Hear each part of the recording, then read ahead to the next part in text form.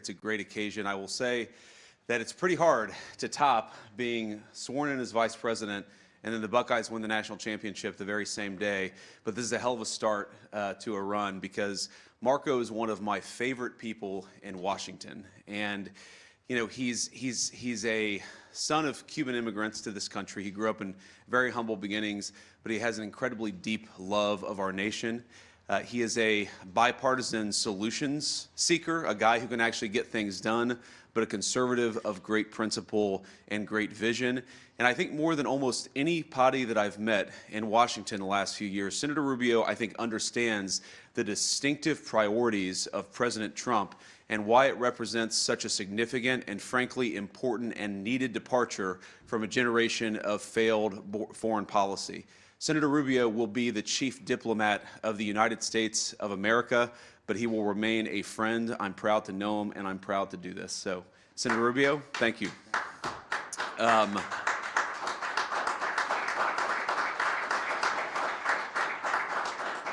I also, of course, want to thank President Trump for nominating Senator Rubio and giving me a first easy swearing in. This is the first time I've ever sworn in an official in the United States government. And I want to thank Senator Jim Risch and his family for making this easy. You guys got this done and got it done very quickly, 99-0, right?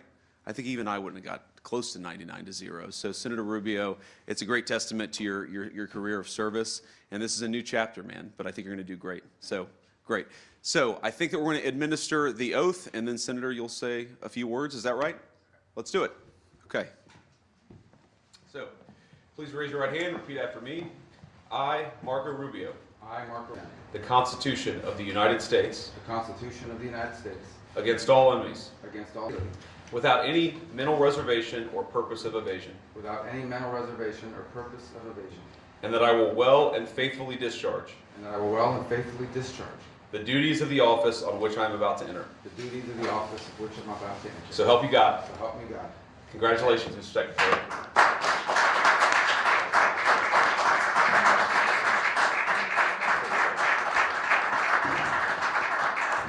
Thank you, Mr. Vice President, for making time. It's been a busy 72 hours, yeah, maybe longer, but 96 hours, I guess. But first, I want to thank Jeanette, my wife, who has been so supportive. As the Vice President knows well, it's impossible to do any of these jobs we do here, including the Senate, but now in this new role, without the support of our family and particularly of our spouses. And so thank you for being supportive every step of the way. I would not stand here before you today without that. I'm also thrilled and grateful that all four of my children are here. They're the most important legacy any of us will leave behind. The most important job I'll ever have is that of a father and a husband, and I'm honored that they were able to join us. Amanda, my oldest, Daniela, my second, Anthony, our third, and then Dominic. I'm very happy they're able to see this today. I also want to thank my colleagues, Senator Risch and Ms. Risch, for joining us, which brought us here to this point. But he's also been one of my closest friends in my time in the U.S. Senate. In fact, we, by reason of chance, certainly not by design, we wound up basically being first and second behind one another on seniority in every committee. So we even sat next to each other on the floor. So people thought it was a plot. It was not by design, and but it's one of the most special relationships I've established. And obviously, it's an honor to be with the Vice President, who I think is going to be phenomenal. Someone I knew and admired and actually relied on for policy ideas before he was even elected to the Senate.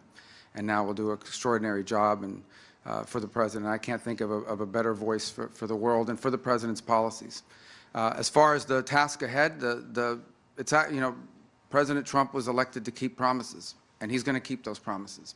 And his primary promise when it comes to foreign policy is that the priority of the United States Department of State will be the United States. It will be furthering the national interest of this country.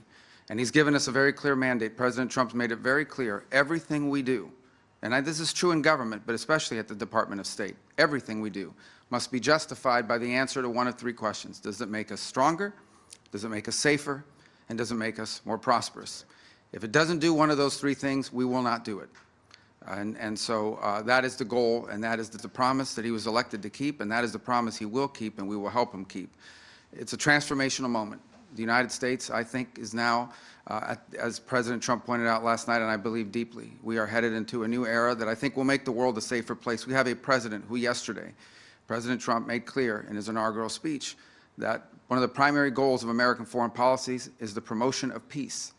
Of course, peace through strength, peace and always without abandoning our values, but I think it's extraordinary that it's something that needs to be said and hasn't been said enough in recent memory.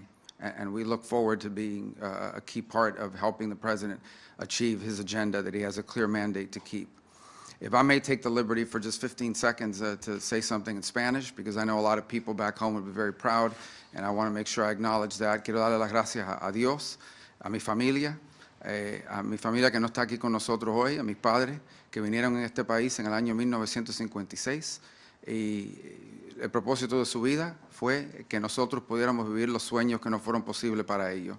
Es un honor increíble ser el secretario de Estado del país más poderoso y más bueno en la historia de toda la humanidad. Y es un gran honor y le doy las gracias al presidente Trump por esta oportunidad. I just said I saved a bunch of money by switching to Geico. That's what I said. So. Jesus Christ, that is truly the singular purpose of our lives. It's the most important priority. It's the only thing that will matter when we take our last breath on this earth. But this is an extraordinary opportunity that would not have been possible without God's blessings. I'm honored and I'm privileged, cognizant of responsibility, and I want to thank President Trump for his confidence. We will work hard every second of the day to help him achieve the agenda the American people have given him to achieve. Thank you. Thanks for being a part of this today. God bless all of you. Thank you. Thank you, Mr. President.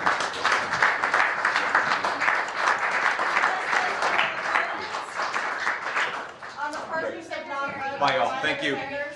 We'll talk more soon. What changed, sir?